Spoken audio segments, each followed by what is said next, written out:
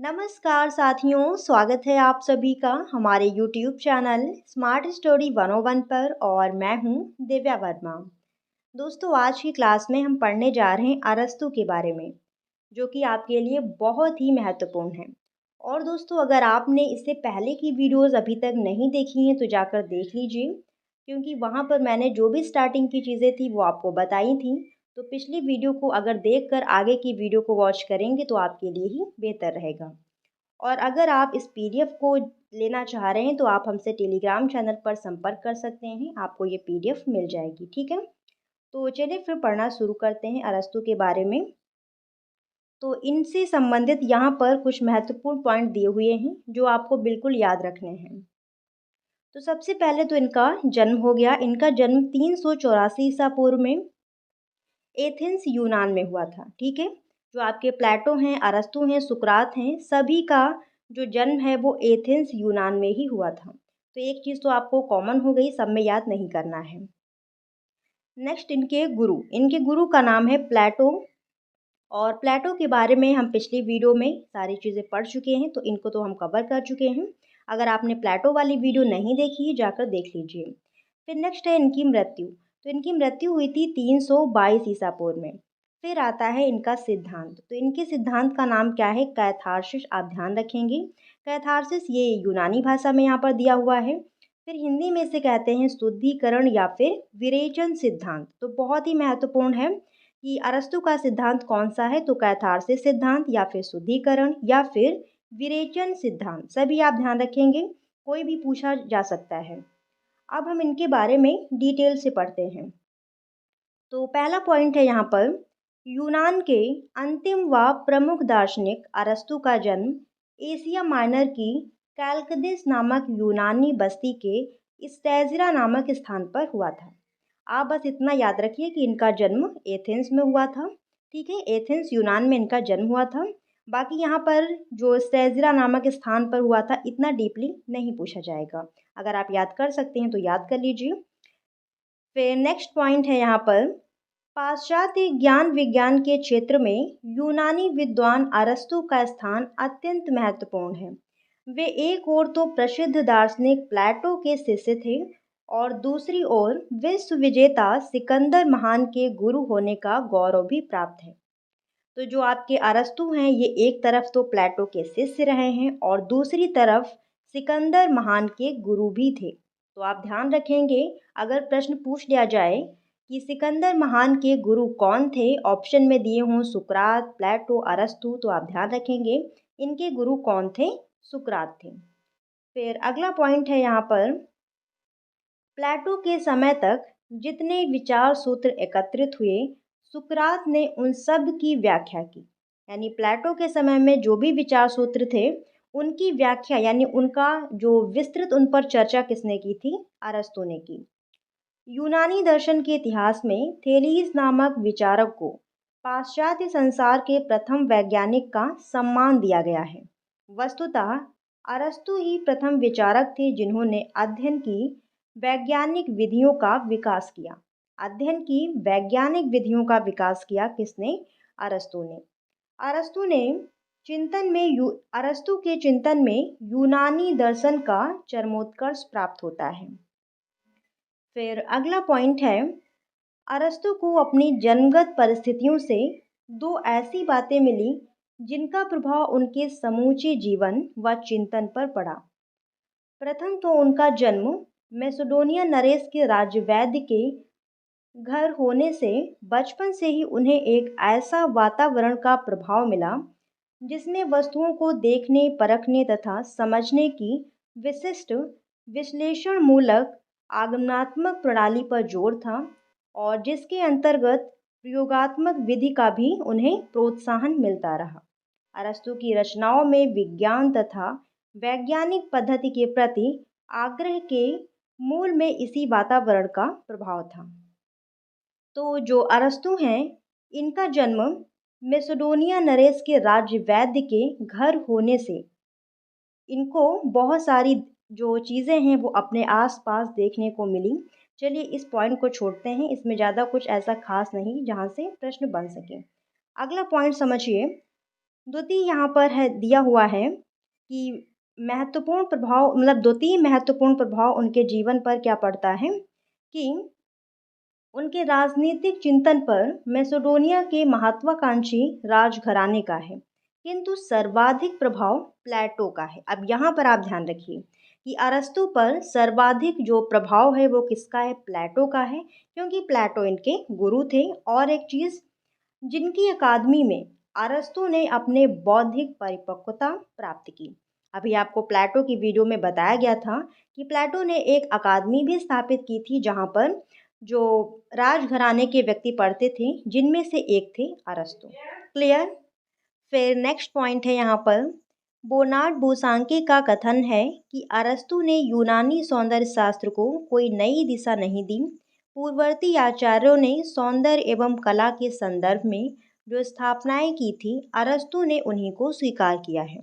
तो यहाँ पर जो स्टेटमेंट दिया हुआ है ये बोनार्ड बोशांकी के द्वारा दिया गया है, और इन्होंने अरस्तु के बारे में क्या कहा है समझिए। यहाँ पर बोनार्ड बोशांकी अरस्तु के बारे में लिखते हैं कि अरस्तु ने यूनानी सौंदर्य शास्त्र को कोई नई दिशा नहीं दी है।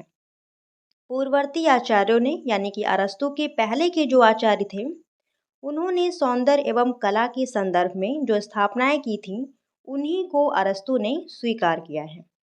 ठीक है, तो ये आप ध्यान रखेंगे कि ये किसने कहा है, बोनार्ड बोशांकी ने। आप समझिए अगला पॉइंट क्या है। प्लेटो व अरस्तु के सिद्धांतों में साम्य देखने की दृष्टि बाह्य है, यानी प्लेटो और अरस्तु के जो सिद्धांत हैं, इन दोनों में हमें समानताएं भी देखने को मिलती हैं। ठीक है, क्योंकि जो अरस्तु हैं वो प्लेटो के ही शिष्य थे, तो दोनों में हमें समानताएं देखने को मिलती हैं, लेकिन दोनों में डिफरेंस भी हैं। अब देखिए, यदि गहन दृष्टि से अरस्तु के विचारों का अध्ययन किया जाए, यानी अरस्तु के विचारों को गहराई से अगर हम समझने का प्रयास करें, तो अरस्तु की व्याख्या में हमें नवीन अर्थ मिलते हैं, यानी नए अर्थ मिलते हैं। अब क्या नए अर्थ हैं, तो इन दोनों महान यूनानी दार्शनिकों में सर्वप्रथम अंतर चिंतन प्रणाली का है। चिंतन प्रणाली का है दोनों में अंतर। अब समझिए आगे, इसको डिटेल से समझते हैं। तो प्लेटो अपने ग्रंथ संवाद या फिर संभाषण शैली में लिखते हैं, और उन्होंने इसे द्वंद्व पद्धति कहा है।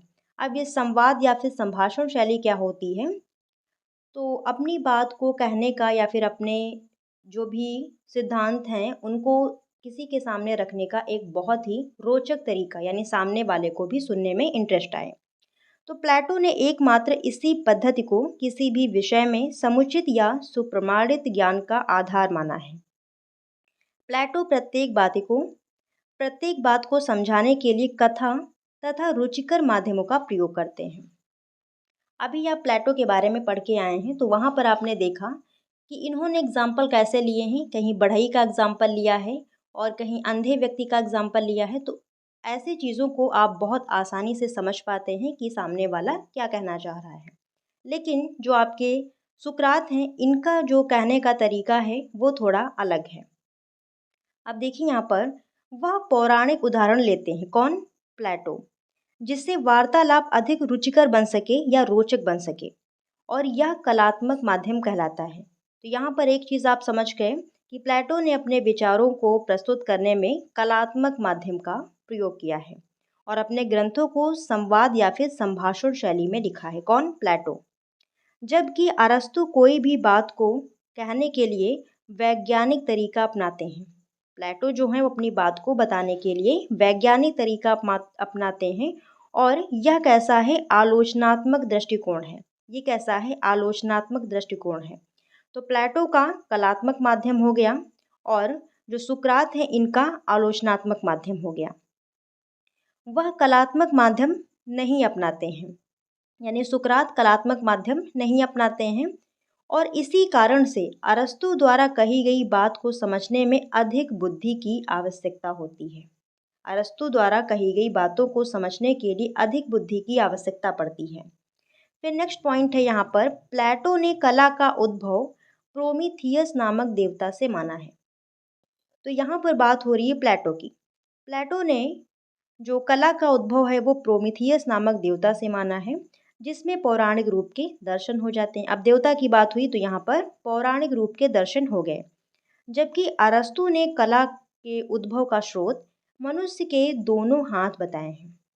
जो अरस्तु हैं इन्होंने कला के उद्भव का स्रोत क्या बताया है? मनुष्य के दोनों हाथ। तो ये आप ध्यान रखेंगे, महत्वपूर्ण है और यह वैज्ञानिक तरीका है। ठीक है, तो जो अरस्तु हैं उनका जो दृष्टिकोण है कैसा है? वैज्ञानिक दृष्टिकोण है। ये कलात्मक माध्यम नहीं अपनाते हैं और जो आपके प्लेटो हैं वो कलात्मक माध्यम अपनाते हैं। तो ये हो गया सुकरात और अरस्तु और प्लेटो में डिफरेंस। उन्होंने कला का स्रोत पौराणिक देवता में ना ढूंढकर ईश्वर द्वारा निर्मित मानव में ढूंढा है। किसने? अरस्तु ने। प्लेटो ने उपयोगी कला को अनुकरणात्मक कला की अपेक्षा श्रेष्ठ माना है। जो प्लेटो हैं इन्होंने उपयोगी कला को अनुकरणात्मक कला की अपेक्षा श्रेष्ठ माना है। किसको? उपयोगी कला को श्रेष्ठ माना है। अनुकरणात्मक कला का मतलब होता है जो कलाएं अनुकरण करके बनाई जाएं या फिर सीधे आप साधारण भाषा में समझिए नकल की हुई कलाएं। अरस्तु ने इस क्रम को बदलकर कहा है कि अनुकरणात्मक कलाएं अधिक श्रेष्ठ हैं एवं उपयोगी कलाएं उसके बाद में आती हैं। तो प्लेटो यहाँ पर उपयोगी कलाओं को श्रेष्ठ मानते हैं और जो अरस्तु हैं वो अनुकरणात्मक कलाओं को अधिक श्रेष्ठ मानते हैं और कहते हैं कि उपयोगी कलाएं अनुकरणात्मक कलाओं के बाद में आती हैं। ठीक है, अब समझिए यहाँ पर विरेचन का सिद्धांत महत्वपूर्ण है। चलिए देखते हैं। ग्रीक भाषा का कैथार्सिस शब्द मूलतः चिकित्सा शास्त्र का शब्द है, ये भी आप ध्यान रखेंगे। और उसका बहुप्रचलित हिंदी अनुवाद विरेचन भी वैदिकी से जुड़ा हुआ है। इसका अर्थ है उपयुक्त औषधि के प्रयोग द्वारा शरीर को विकारों या फिर अस्वास्थ्यकर तत्वों से मुक्त करके राहत प्रदान करना। तो ये हो गया जो कैथार्सिस शब्द था इसका अर्थ।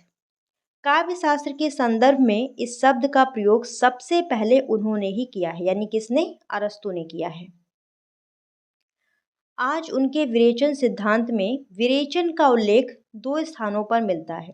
एक उल्लेख त्रासदी की परिभाषा में और दूसरा उल्लेख राजनीति से संबद्ध ग्रंथ संबंध में संगीत के प्रभाव के संबंध में। ठीक है, त्रासदी यानी कि जो ट्रेजेडी होती है, कोई भी दुखांत चीजें, ठीक है वो।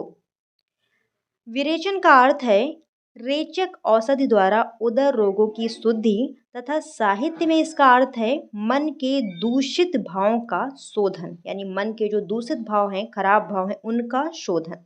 तो ये हो गया विरेचन सिद्धांत। आप ध्यान रखेंगे कि विरेचन सिद्धांत किसके द्वारा दिया गया है? तो अरस्तु के द्वारा। आप समझिए इनका जो इन्होंने सौंदर्य के बारे में क्या कहा है। तो यहाँ पर पहला पॉइंट है अरस्तु के अनुसार सौंदर्य आकांक्षा, वासना और उपयोगिता से ऊपर की वस्तु है तथा सुंदर वस्तु में क्रम, सामंजस्य, समानता तथा निश्चितता विद्यमान होती है। किसी भी वस्तु, चित्र या काव्य आदि का निर्माण विभिन्न अंगों द्वारा किया जाता है तथा इन अंगों में एक व्यवस्था एवं सामंजस्य के साथ ही निश्चित आयाम, विस्तार का होना आवश्यक है। इसलिए सौंदर्य उचित आयाम और व्यवस्था से उत्पन्न होता है, अर्थात निर्मित विषय वस्तु इतनी छोटी ना हो कि वह दृष्टि से दिखाई ही ना पड़े और इतनी बड़ी भी ना हो कि दृष्टि सीमा में समा ही ना सके। तो यहाँ पर जो अरस्तु हैं वो क्या कहते हैं कि कोई भी वस्तु इतनी छोटी भी ना हो कि उसे हम देख ही ना पाएं और इतनी बड़ी भी ना हो कि हम उसे एक बार में पूरा ना देख सकें, यानी हमारी दृष्टि सीमा में वो समा ही ना सके। तो यहाँ पर इनका कहने का मतलब क्या है वो अभी हम आगे लास्ट में बताएंगे आपको। जिस प्रकार लघुत्तम जीव यानी छोटा जीव सुंदर नहीं लग सकता, उसी प्रकार बृहत्तम जीव भी सुंदर नहीं लगता, क्योंकि दोनों का स्पष्ट रूप हम नहीं देख पाते हैं। इनकी संपूर्णता दृष्टि सीमा में नहीं आ पाती है। अब यहाँ पर ये सारी चीज़ें आपको समझाने के लिए बताई गई हैं, ठीक है, बाकी इनका कोई खास मतलब नहीं है। अब आगे समझिए। नाटक के कथानक का जो आयाम है वो निश्चित होना चाहिए, जो स्मरण शक्ति की सीमा में धारण किया जा सके। यानी कोई भी नाटक है वो तो इतना बड़ा ना हो कि आप उसे समझ ही नहीं पा रहे हैं कि पीछे की जो स्टोरी थी वो क्या थी, अब आगे देखते चले आए हैं तो इसकी स्टोरी क्या है, दोनों को आप कनेक्ट नहीं कर पा रहे हैं। तो वो चीज़ यहाँ पर बताई गई है कि कोई भी चीज़ है तो उसकी जो सीमा है वो निश्चित होनी चाहिए, ना ही बहुत छोटी और ना ही बहुत बड़ी। इस प्रकार सौंदर्य की तीन विशेषताएं निर्धारित होती हैं: निश्चित आयाम, संतुलन तथा सामंजस्य। अरस्तु ने सौंदर्य एवं शिव में भी भेद किया है। शिवत्व का अनुभव गति की अवस्था में होता है, जबकि सौंदर्य जड़ पदार्थों में भी विद्यमान होता है। और अरस्तु ने सौंदर्य को शिव से भिन्न मानते हुए दोनों की तद्रूपता को स्वीकार किया है। उनकी परिभाषा है कि सौंदर्य वह शिव है जो आनंदप्रद है, क्योंकि वह शिव है। तो इसे आप ध्यान रखिएंगे कि जो अरस्तु हैं वो क्या कहते हैं, सौंदर्य वह शिव है जो आनंदप्रद है क्योंकि वह शिव है। फिर नेक्स्ट पॉइंट है यहाँ पर, अरस्तु ने सौंदर्य को शिक्षा में भी सहायक माना है। सौंदर्य बोध के अभाव में शिक्षा अपूर्ण है, तो इन्होंने शिक्षा में भी सौंदर्य को महत्वपूर्ण माना है। और ये क्या कहते हैं कि सौंदर्य बोध के अभाव में शिक्षा अपूर्ण है। चित्रकला का उद्देश्य ज्ञान और कौशल की वृद्धि करना है। इससे छात्र वस्तु के सौंदर्य का कुशल निरीक्षक बनता है। इनके अनुसार कला हमारा अहित नहीं करती, वरन हमारे अशुद्ध मनोभावों का विरेचन करती है, यानी शुद्धिकरण करती है और अधूरी प्रकृति को पूर्ण करती है। फिर यहाँ पर जो अगला पॉइंट दिया हुआ है ये बहुत ही महत्वपूर्ण है। संगीत को महत्व देते हुए भी अरस्तु ने नाट्य कला को श्रेष्ठ माना है। तो ये आप ध्यान रखिएगा कि अरस्तु के अनुसार सबसे जो श्रेष्ठ कला है वो कौन सी है, नाट्य कला, तथा मुख्य रूप से उसी का विवेचन किया है, क्योंकि नाट्य कला में अन्य कलाएं भी किसी न किसी रूप में समाहित होती हैं। तो अरस्तु ने सबसे श्रेष्ठ किस कला को माना है, नाट्य कला को। फिर अगला पॉइंट यहाँ पर आता है, अरस्तु ने लिखा है सौंदर्य ना तो अति विशाल और ना ही अति लघु होता है, बल्कि दोनों के मध्य का औसत होता है। और यही आपको समझाया जा रहा था कि कोई भी जैसे नाटक है वो ना ही बहुत छोटा हो ना ही बहुत बड़ा हो, कोई भी वस्तु है तो वो भी बहुत ना तो छोटी हो ना ही बहुत बड़ी हो। कि अगर आप बहुत छोटी है तब भी आप उसकी बारीकियों को नहीं देख सकते हैं, और बहुत अगर बड़ी है तो वो आपकी दृष्टि में समा ही नहीं पाएगी एक बार में। उसको देखने के लिए आपको चारों तरफ से या फिर कई खंडों में देखना पड़ेगा।